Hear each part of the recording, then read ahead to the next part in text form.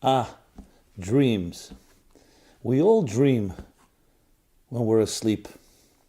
Sometimes we remember our dreams and sometimes we don't. But what lies behind the mystery of dreams? We will explore that. Dreams have always mesmerized us by their sheer mystery of paradoxes, at times reflecting deeper truths, at times seeming to be like nonsense, and all intermeshed like a snowball. Psychologists, poets, romantics, all talk about dreams. Let's dig deeper.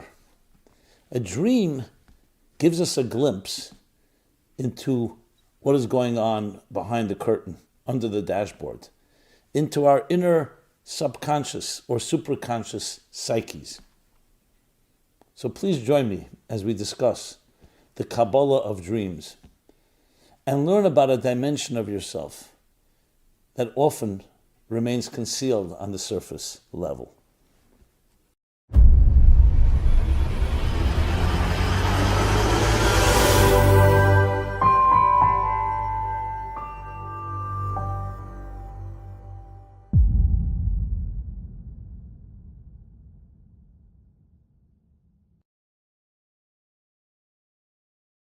Hello, Simon Jacobson here.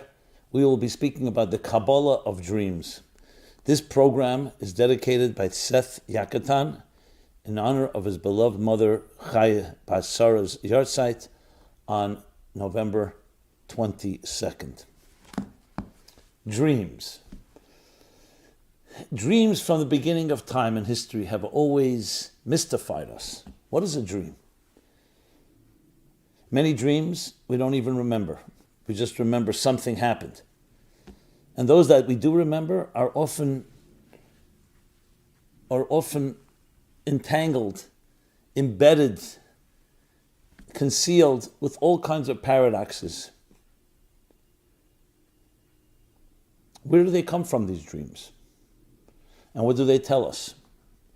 What do they teach us? This is what we're going to explore.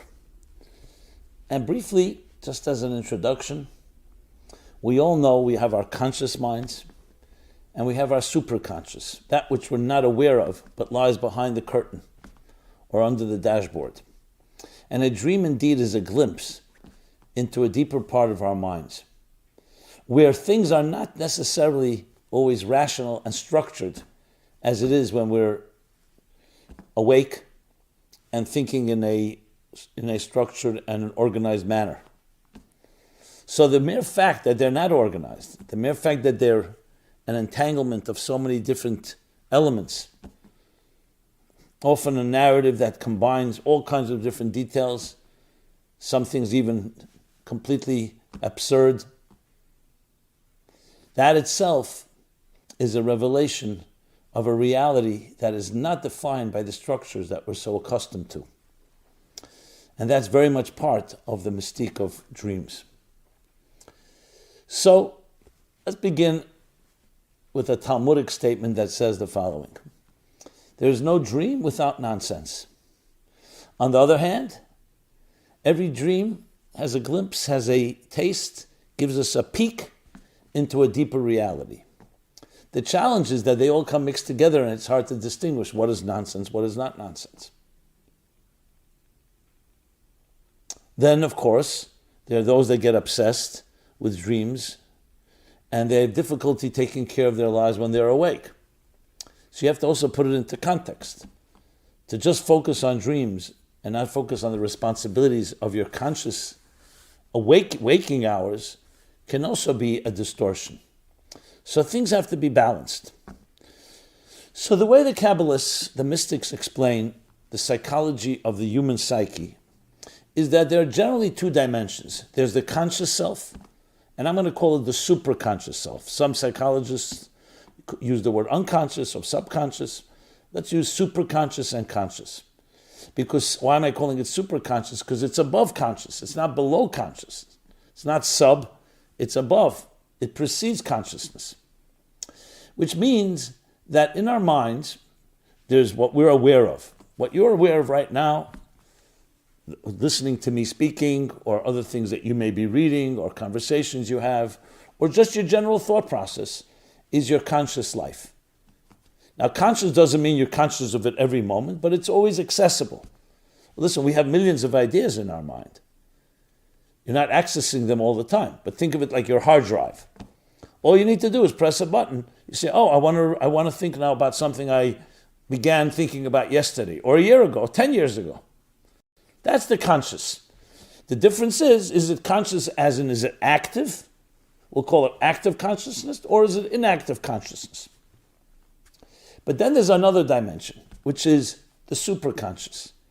That remains always beneath the scenes. This can include events, positive or traumatic ones from childhood that you don't even remember, but you see its effect on your life. This includes, in general, a step that precedes consciousness, as the Kabbalists explain it. Just to give an analogy, think of a faucet of water. So water is dripping out of the faucet, but that's not where it originates. It originates from the pipes that connect to the main, that connect to a reservoir, which itself drew water from rain or however it was collected. So on the conscious level, that's the water running out of the faucet. The superconscious is not seen. So when you think of an idea, you say, where did that idea come from? And I'm not talking about an idea that has already entered the inactive or the active consciousness. Where did the idea come from? Like a flash. It comes from a mysterious place. We're calling that the superconscious. In the language of the Kabbalists, the hidden wisdom, Chachmas Tema or Moichens Tema.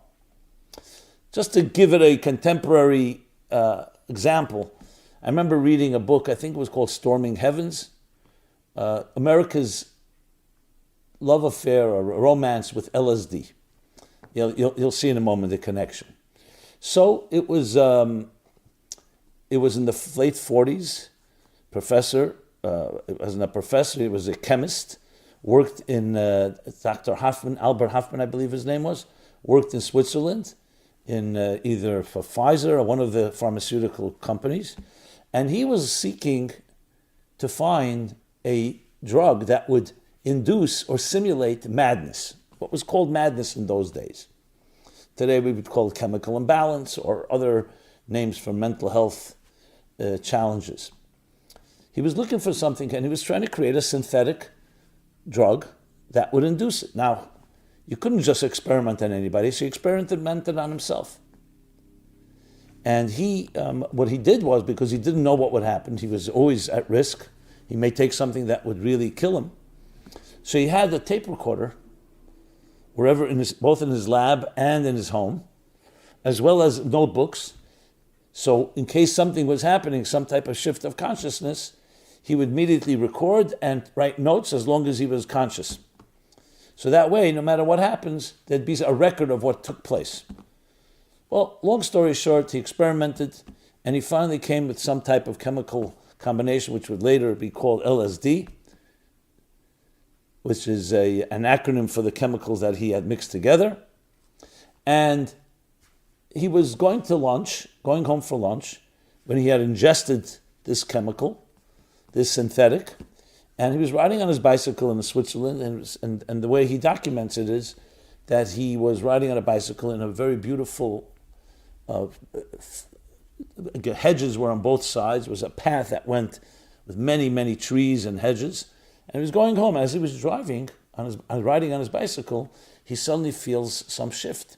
He looks around, and the hedges are beginning to pulsate. And he looked at the sky, and the sky began to change colors. And slowly he was having this first psychedelic experience, which he didn't know at the time what it was. Basically seeing things in colors and sounds and everything being exaggerated and amplified. And he was like completely blown away. By the time he got home, he was in a stupor, he was in a state, and he turned on the recorder and took notes, whatever he was capable, and then he passed out. But then he was revived. This was the first LSD experience, acid trip. Now, what he wrote down was, and I don't recall the details, was that to him this was a peek into the superconscious. He didn't use the word superconscious, where things melt and do not have the regular structures that we're usually accustomed to. An example I gave earlier about the faucet. When the faucet is running, it's regulated, it's gauged, it's flowing in a very organized way. But behind the scenes lies this reservoir of water. So it's not one big jumble, but it's far greater than the conscious flow, which is a limited flow that we can relate to. So in a sense, really madness, as he called it, or that state of accessing that is actually closer to reality than our conscious minds. Our conscious minds are like a faucet. It's actually limited reality. But the fact is we cannot exist in the superconscious because it would be too overwhelming. And you see, in a sense, when we say there's a very thin line between madness and genius, what are we saying?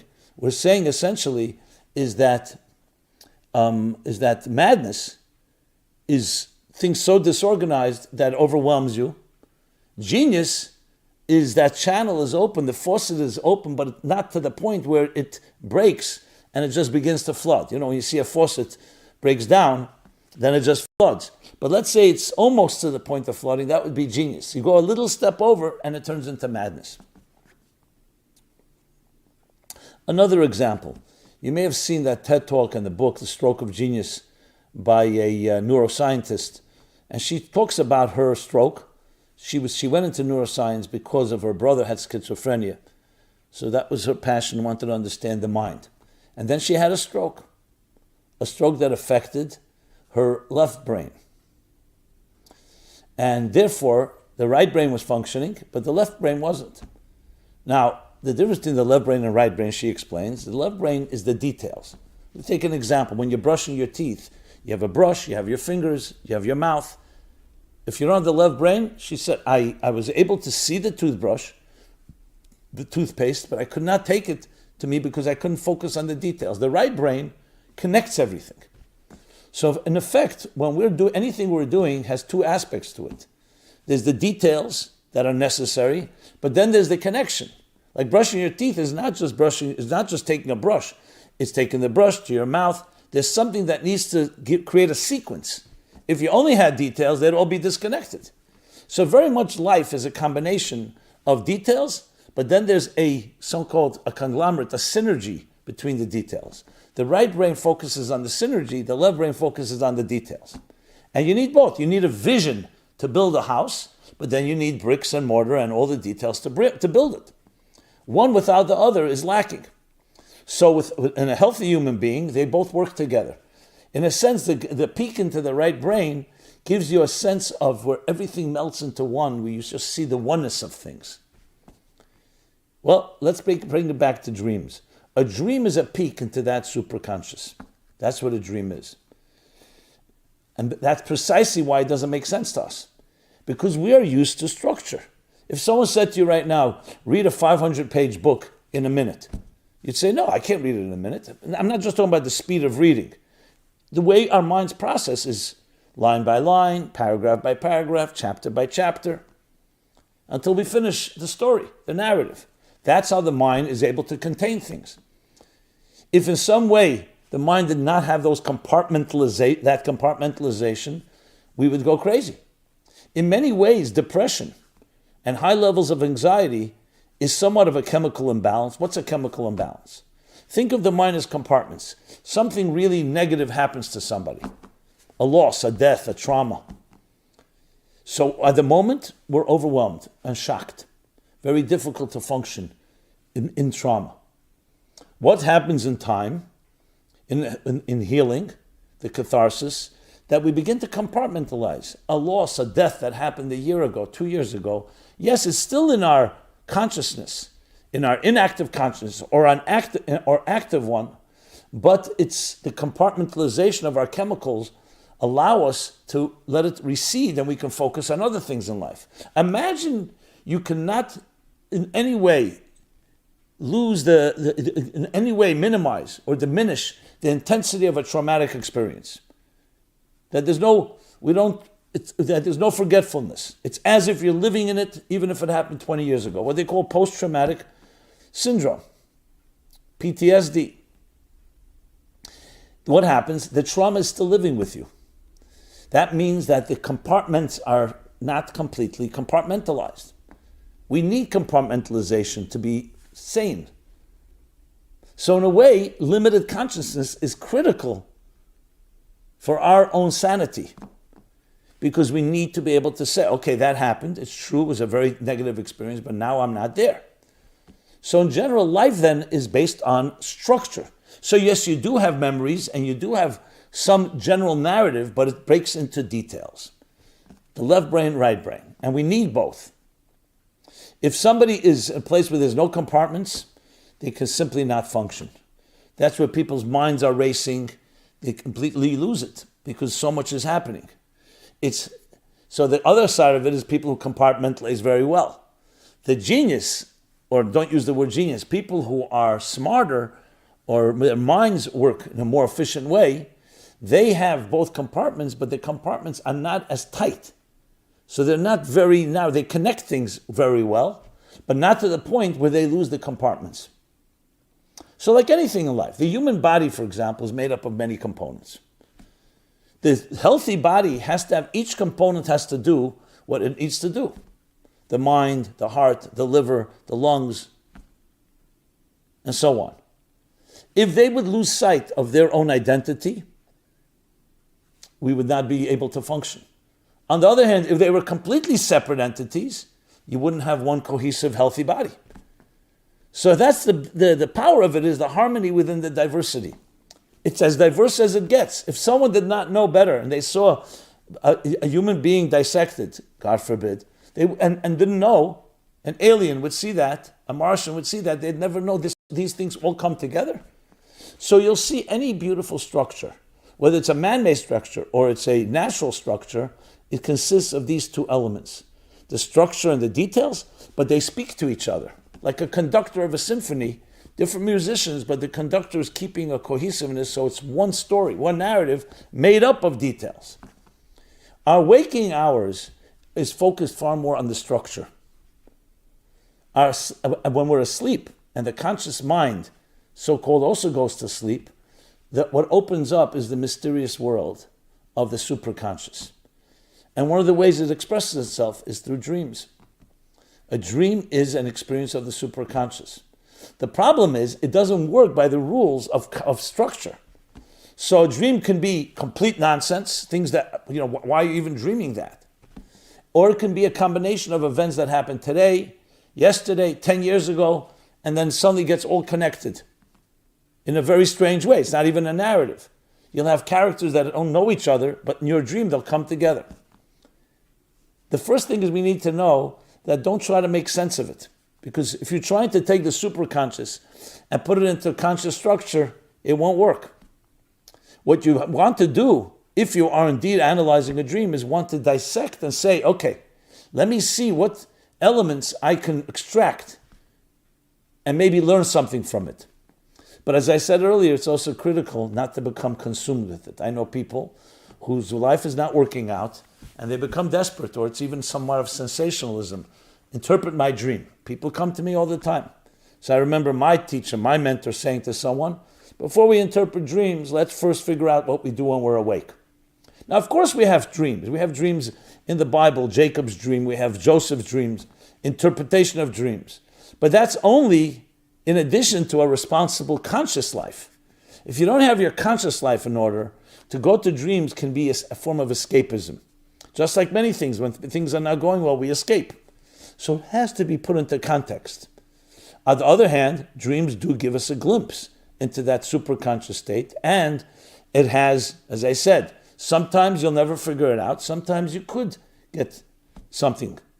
There have been times, I know from my own experience, I had a very intense question, I went to sleep with it, and during the night, during the dream, something came to me. And you wake up and say, I got it.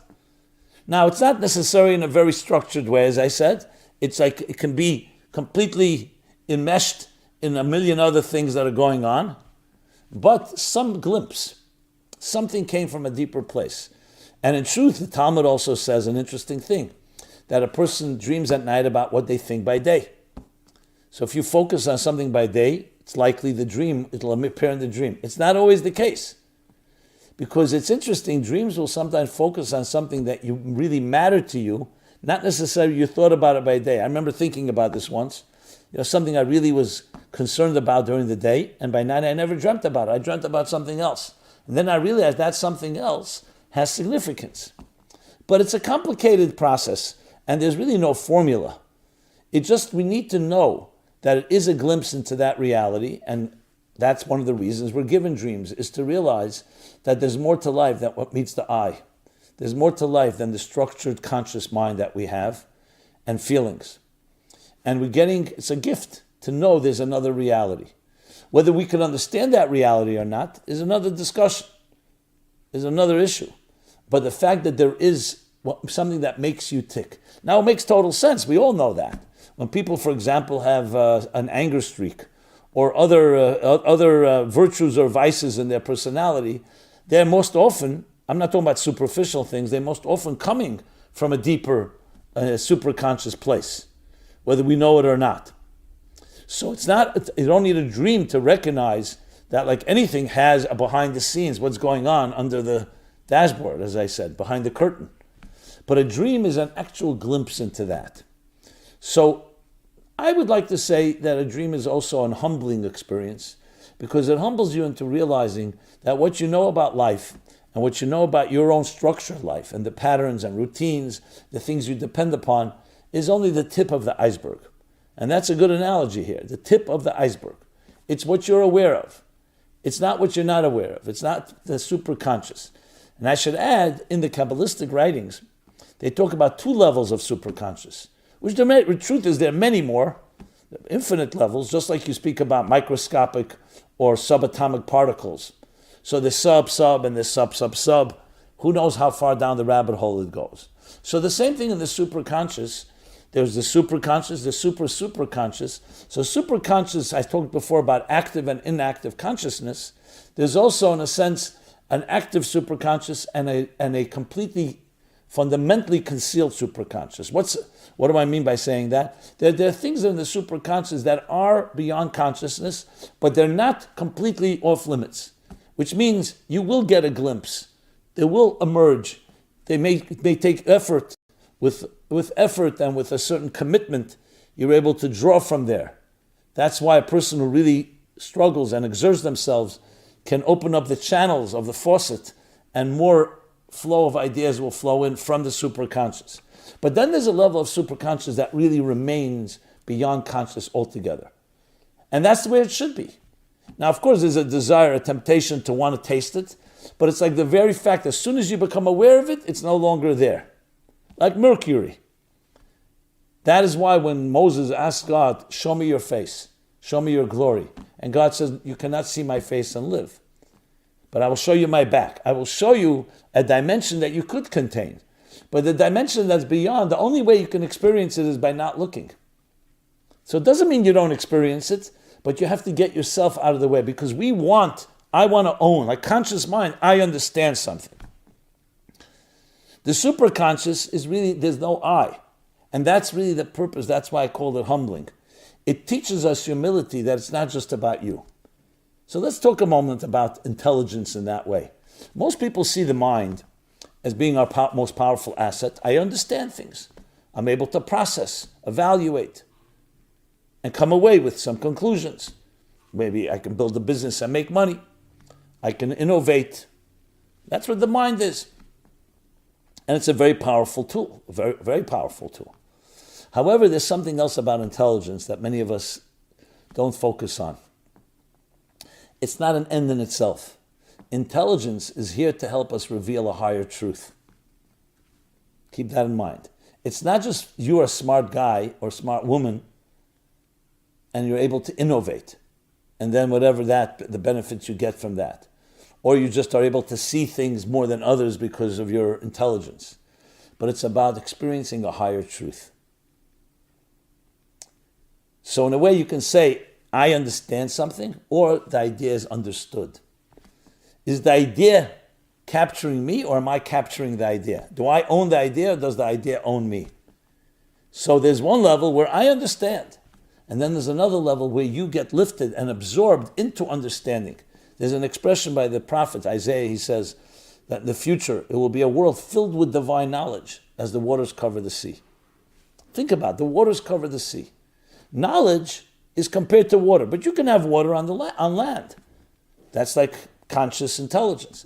When the waters cover the sea means the waters are dominant and the seabed is not seen. In other words, knowledge has absorbed you and you have become part of a higher knowledge, a higher reality. And that's where the individual ego, and I don't mean ego necessarily in a negative way, the individual identity becomes absorbed and completely consumed with something greater than yourself.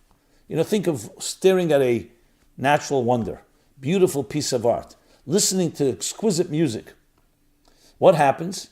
You sometimes get so absorbed in it. You're reading a book, you don't even realize you're turning pages. You've lost yourself in experience, in a good way. It's one of the most gratifying experiences. And then when you come out of it, you suddenly realize that was magic. Being in the zone, where the object and the subject converge and melt into one. The deepest experiences of love, of intimacy, of truth is when you become one with it. In other words, it's a state of being, not just an act. It's a noun, not just a verb. So love can be a verb. Sometimes they say, I'm not sure who coined it, but I use this a lot. Love for men is often an action, and for a woman, it's a state of being. The highest level of experience is when it becomes a noun. You become one with it. Not just you're experiencing it. So let's say you're looking at the Niagara Falls, or you're looking at something beautiful. So you can be like a journalist, looking at it and saying, "Wow, that's great," and at the same time observing yourself experiencing this. Or you can become so absorbed you don't even notice. You can't even talk about it. You can't even document it because you have lost your own individual identity in the experience. That is what the superconscious is ultimately like. So dreams, in that sense, are a bridge that help us a glimpse into there. And when we work on it, and real work, not just the dream and dream interpretation, we actually can expand our conscious channels, our conscious faucets and structures to be able to allow in deeper states of superconsciousness. But to do that effectively, you can't just go there with the same identity as you are on the conscious level, because on the conscious level, everything is, as I said, compartmentalized. To enter that place, you need to really lose yourself, like surrender into the experience. Now, surrender, many people don't like the word, sounds like weakness, but here I mean surrender in the beautiful way, where you essentially suspend your own self in order to experiencing something greater than yourself. That's truly when the mind is at its best. So yes, there's an intelligent part of the mind that understands, it analyzes, it evaluates, it reflects. It connects ideas. It innovates. But then there's the higher level of intelligence, which is where you're seeking a higher truth. And indeed, when you allow that channel to open up, the bridge between the conscious and the superconscious, you will innovate better. And you will understand better. Because it's not understanding alone, it's experiencing, it's drawing down, channeling a higher reality, a higher truth. And that's how the Kabbalists explain the relationship between, they call wisdom, chachma, and chachmas tema, the hidden wisdom, the conscious and the superconscious. And indeed, the super-conscious as well, which does not manifest in a conscious way, but it's still at work. It's just not working on our terms. So in a way you can say the conscious is on our terms, it's compartmentalized, it's structured, I understand it. The superconscious is you're letting go and experiencing something beyond yourself, and the supra is completely on terms of the truth itself. Complete truth itself. Middle level is where you are suspending yourself, allowing yourself to be absorbed in the truth, and you want to draw all that down into the consciousness. Now in the Kabbalistic and the Hasidic writings, there's a lot of discussion on this, because ultimately this is how we grow. This is how we become great people. This is how we achieve excellence. But as you see, it's a journey. And dreams are one part of it. They're giving us a glimpse. It's like giving you a peek, a sneak peek into a world that's beyond our regular structures. And sometimes we could find some meaning in it and interpret it, and many times we can't. But that's fine. Even if you can't, it's also a peek. And maybe it's just the humbling fact that there's another reality that you don't understand. Nothing wrong with that. It's like standing on a mountain where you're no longer on a plateau or in a valley, and you see a vast horizon beyond your scope. You look into the sky, to the heavens, solar systems, beyond solar systems. Richard Feynman, the physicist, spoke about the vastness. That vastness itself is a humbling experience. It means there's a reality greater than ourselves. He came to the conclusion that he was wondering why, that is there a God? Why would God create so much empty space, or empty so much space that nobody's using? But the mere fact that it exists in such an enormous, infinite way, an infinite expanding universe, that alone tells us that the higher reality, the higher truths are beyond us. And that opens us up to experiencing that. So not everything has to be contained and understood. Sometimes the mystique of something is precisely what you need. And it's the greatest blessing. You try to understand as much as you can, and then you open yourself up and surrender and allow yourself to be absorbed in something beyond you. When you hear a beautiful piece of music, that's what happens. You don't need to evaluate it and dissect it. In many ways, you compromise its very integrity, its purity, when you start doing that. Mystique is something great to embrace. And dreams, the mystique of dreams, open us up to that reality, as do other experiences that open up the door, the hidden door. William Blake said, as the doors of perception are cleansed, when the doors of perception are cleansed, you see everything the way it is. Oneness, infinite oneness. So that is really a mystical concept that goes back into the ideas we're talking about. But we don't just want the infinite oneness, we want the infinite oneness channeled into the finite structures of our existence. So that, my friends, is somewhat of a take on dreams, the Kabbalah of dreams, and how it relates to us in our personal lives. And I want to bless you all to open up those channels, be enriched, and allow yourself to be absorbed into higher experiences. Not everything has to be owned. You know, we live in a fast food society, instant gratification. We want to own everything, acquire things, acquisitions. Some things best experienced, the truest things, truth, soul, love, higher truths, higher realities are best experienced when we let go and just allow it to emerge instead of us grabbing. You can't pull a flower out of the ground. You have to let it emerge. And there's a process and emergence. You water it, you nurture it, and then it emerges. That's how the superconscious and the conscious work with each other. So everyone have pleasant dreams. Learn, let it open up those channels, learn from them, and may you experience the greatest vistas of fusing the infinite and the finite. This has been Simon Jacobson, meaningfullife.com, where you can find more such materials. This program and all the programs are all archived there. We have a wide array of options. Please check it out, meaningfullife.com. I'd love to hear feedback, your thoughts, your comments, your suggestions. And of course, please share this if you see fit, if you see it fit with friends, others, because it's about a ripple effect of each of us as individuals connecting together in a greater synergy. Be well and be blessed. Thank you.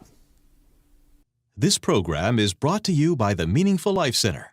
Please help us continue our programs. Make even a small contribution at meaningfullife.com/donate.